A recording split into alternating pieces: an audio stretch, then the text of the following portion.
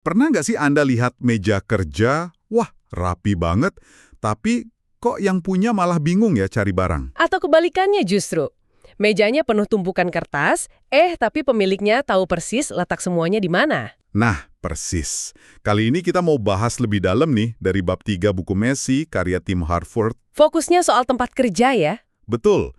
Kita mau lihat kenapa sih obsesi sama kerapian visual di kantor, kayak yang dulu mungkin dianut Steve Jobs gitu, seringkali malah keliru. Dan kenapa kondisi meja kerja Anda itu, ya mungkin bukan urusan siapa-siapa selain Anda sendiri. Kita bakal bongkar beberapa contoh seru nih, dari arsitektur sampai kantor teknologi. Penting banget buat Anda yang mikirin soal produktivitas sama lingkungan kerja. Oke, kita mulai dari mana nih? Mungkin dari ide kalau kerapihan yang dipaksain dari atas itu seringnya gagal paham kebutuhan asli kita ya? Setuju, contoh klasik banget itu perumahan Pessac karya Le Corbusier. Arsitek legendaris kan? Iya, desainnya geometris, bersih banget. Tapi penghuninya, para pekerja, malah ngerasa perlu nambahin sentuhan personal. Oh ya, nambahin apa gitu? Ya macam-macam, ada yang pasang penutup jendela kuno, atap dibikin miring, pagar kayu, bahkan ada yang naruh patung kurcaci taman. Wah, jadi kayak dirusak gitu ya visi arsiteknya? Bisa dibilang gitu, tapi mereka kan cuma pengen bikin tempat itu terasa rumah, lebih nyaman buat mereka. Ini bentrokan antara visi ideal sama realita kebutuhan manusia. Menarik banget. Ini nyambung nih ke cerita Steve Jobs dan markas Pixar. Jobs kan terkenal banget obsesinya sama detail desain. Iya, dia pengen memicu interaksi tak sengaja antar karyawan. Caranya, semua fasilitas penting kayak toilet, kafe, itu dipusatkan di satu atrium besar. Dan bagian ini, meskipun awalnya katanya staf agak nolak, ternyata berhasil ya, komunikasi jadi meningkat. Betul, atriumnya sukses. Tapi, nah ini dia, ada kekeliruannya Jobs. Dia juga desain meja rapat gede, bagus banget, di tengah atrium itu. Tujuannya biar orang rapat sambil kelihatan gitu. Mungkin niatnya baik buat transparansi atau apa. Tapi dampaknya, meja itu malah bikin suasana formal hierarkis. Orang jadi segan mau ngobrol santai atau nyeletuk ide. Loh, kok gitu? Iya, akhirnya Ed Catmull, presiden Pixar waktu itu, ya udah singkirin aja meja itu. Wah, keputusan berani juga ya. Pelajarannya jelas kan, desain secanggih apapun, kalau nggak baikan dinamika manusia di dalamnya, ya bisa gagal. Estetika ngalahin fungsi kolaboratifnya. Oke. Ada contoh lain nggak soal kegagalan desain yang dipaksakan ini? Ada yang lebih ekstrim mungkin ya, kantor Chiat Day tahun 90-an. Pernah dengar? Chiat D. Oh, agensi iklan itu ya?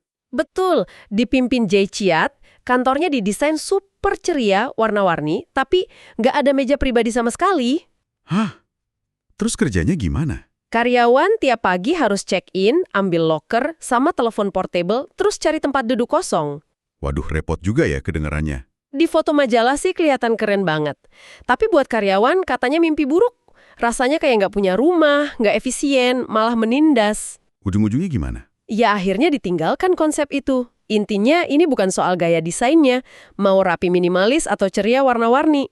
Tapi soal karyawan kehilangan kendali, kehilangan agensi istilahnya, nggak bisa ngatur ruang dan cara kerjanya sendiri. Oke, jadi kalau visi rapi dari atas sering bermasalah, alternatifnya apa dong?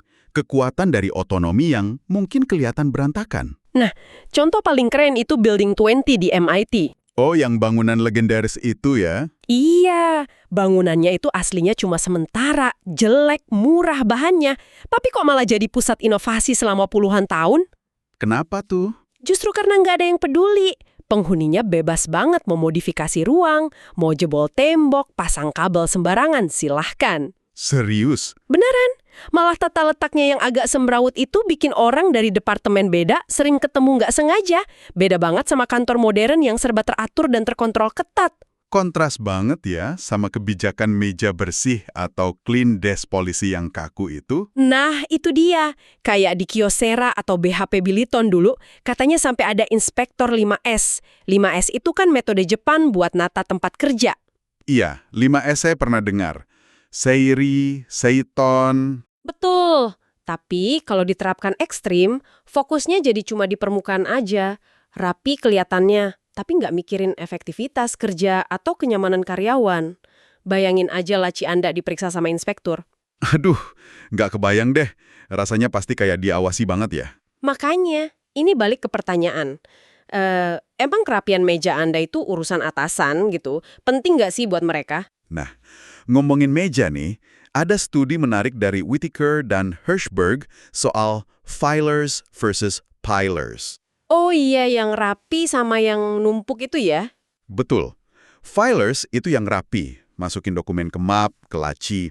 Pilers yang cenderung numpuk dokumen di atas meja. Hasilnya gimana coba? Gimana? Yang rapi lebih efisien? Justru nggak selalu. Studi itu nemuin kalau pilers yang numpuk seringkali malah lebih cepat nemuin dokumen yang relevan dan lebih adaptif. Hah? Kok bisa? Karena ngarsipin itu butuh waktu dan sering bikin kita nyimpen barang yang udah nggak perlu. Kalau tumpukan di meja, meskipun kelihatan berantakan, itu jadi kayak pengingat visual buat tugas-tugas yang lagi jalan. Wah, menarik nih. Jadi berantakan itu nggak otomatis nggak efisien ya? Kayaknya gitu. Bahkan ya, baik pun bisa salah kaprah kan, kayak Robert Probst, pencipta kubikel. Oh, action office tool itu ya? Iya, niat awalnya kan bagus. Mau kasih pekerja fleksibilitas, kontrol atas ruang kerjanya lewat sistem moduler itu. Tapi jadinya, Ironisnya, perusahaan malah pakai itu buat bikin barisan kubikel sempit yang monoton. Kenapa? Ya biar hemat biaya. jadi lagi-lagi pola pikir manajemen yang fokus ke kontrol visual dan biaya ngalahin niat awal buat otonomi karyawan. Jadi dari semua contoh ini, apa dong intinya? Apa yang sebenarnya paling penting dalam desain tempat kerja? Riset dari Craig Knight sama T. George Harris nunjukin satu hal yang jelas banget. Persepsi kontrol pribadi. Kontrol ya? Maksudnya gimana tuh? Ketika orang merasa punya kendali atas ruang kerjanya, kesejahteraan dan produktivitasnya itu naik.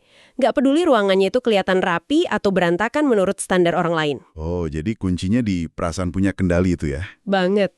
Kayak staf Pixar yang berani nolak beberapa ide Bill Jobs atau keputusan Catmull ganti meja rapat.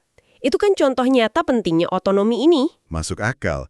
Jadi fokusnya jangan cuma di kerapian visual aja ya? Betul. Fokusnya harusnya ke gimana caranya bikin lingkungan di mana orang merasa diberdayakan, bisa kerja bareng secara efektif, dan fokus ke tujuan bersama. Kayak kata Dave Brilford, mantan manajer tim sepeda Sky. Yang lebih penting itu bukan tim harmoni atau tim akur terus, tapi goal harmony, keselarasan tujuan. Goal harmoni. Oke, lingkungan kerja harus dukung tujuan itu ya, bukan cuma kelihatan bagus doang. Sip. Oke, kalau gitu kita coba simpulkan ya penelusuran kita kali ini. Jadi, visi rapi yang dipaksain dari atas itu seringkali malah nggak efektif. Iya. Ingat aja, Le Corbusier, meja rapat Jobs, kantor Chiat Day, gagal paham kebutuhan real. Sebaliknya, otonomi personal, kebebasan ngatur sendiri, meskipun hasilnya mungkin kelihatan berantakan, justru seringkali lebih manjur. Kayak modifikasi di Pesak, inovasi gila-gilaan di Building 20, atau bahkan efisiensinya para pillars tadi. Kuncinya yaitu di kontrol pribadi. Jadi, balik ke pertanyaan awal tadi, apakah meja Anda rapi atau enggak? Mungkin itu enggak sepenting pertanyaan. Apakah Anda merasa punya kendali atas lingkungan dan cara kerja Anda? Perasaan, ruang ini beneran punya gue, kayak di Building 20 itu. Nah, itu yang kayaknya penting banget. Jadi kerapian meja Anda, ya pada akhirnya urusan Anda sendirilah ya. Bisa dibilang gitu. Nah, sebagai penutup nih, ada satu pemikiran buat Anda renungkan. Daripada kita pusing mikirin, kantor gue udah cukup rapi belum ya? Mungkin pertanyaan yang lebih berguna adalah, Apakah tempat kerja gue ini ngasih ruang buat hal-hal tak terduga? Buat adaptasi? Buat kekacauan manusiawi yang sebenarnya perlu biar kerjaan beneran kelar dan inovasi bisa muncul? dan gimana caranya Anda bisa masukin sedikit kekacauan yang produktif, fleksibilitas, otonomi, ruang buat improvisasi, ke lingkungan kerja Anda sendiri? Nah, itu pertanyaan bagus buat dibawa pulang.